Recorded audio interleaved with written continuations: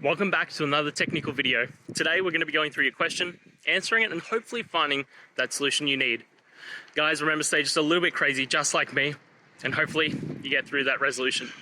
So let's continue on.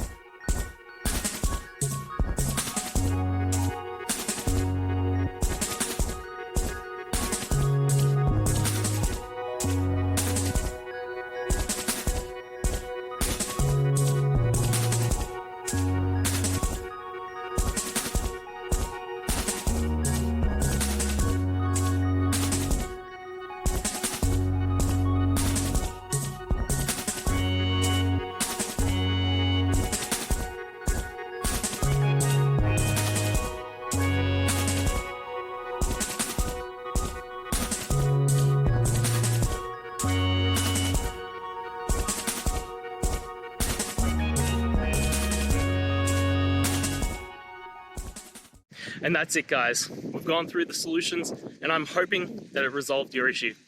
If it did, please hit the subscribe button. I'd really appreciate it. And until next time, I hope you have a good one. Cheers.